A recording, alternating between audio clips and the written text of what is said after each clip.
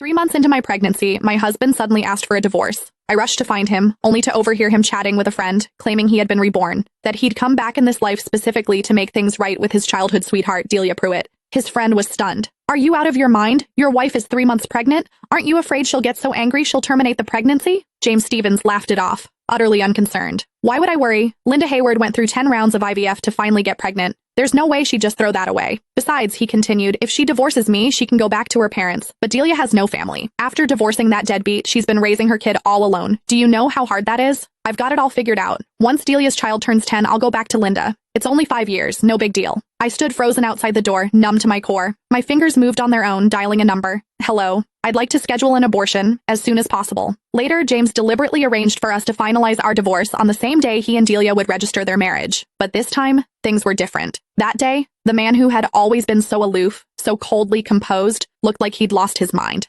His eyes locked onto my flat stomach, his voice cracking with something close to hysteria. "Where's my child? Where's our child? You promised me you wanted to have a baby with me. Linda, are you sure you want to go through with this? After everything you went through for this baby?" My mother's voice broke over the phone and guilt twisted in my chest. She had been the happiest person in the world when she found out I was pregnant. She knew what it had cost me, a full year of choking down bitter herbal medicine, 9 failed IVF cycles. It wasn't until the 10th attempt that I finally conceived. The moment the test results came back positive, my mother had wept with joy. She believed that with a child, James and I would finally settle into a real marriage, that he would step up, become a responsible husband, learn to put family first. But today I realized how terribly wrong we had both been. The phone rang, sharp and insistent. I answered mechanically. James's voice cut through, cold and harsh. "Linda, how much longer are you going to drag this out? Even if I can't divorce you while you're pregnant, the moment that baby is born, I'm filing immediately. And let's be real, raising a child costs money. You've done nothing but sit at home since we got married, eating my food, spending my money. All you do is a little housework, that's it. No one's going to want a woman who just gave birth and comes with a brat attached. You have no income, no prospects. When the time comes, you won't get to keep the child. You won't get to keep me. You'll have nothing." Every word dripped with contempt. He reduced everything I'd given to this marriage, every sacrifice, every exhausting day, to nothing. And he called my baby a brat. It felt like a blade dragging across my heart, slicing it open all over again. "James." My voice came out quiet, steady. He went silent on the other end.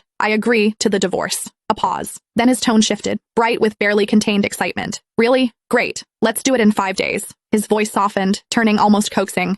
"Linda, don't worry. I just want to take care of Delia and her child. I won't cross any lines. Focus on your health. Have the baby safely. I'll come visit you and the child once a month. I've already bought so many clothes for the baby. I even picked out a name." He sounded almost giddy, but my mind was already drifting, detaching from his words.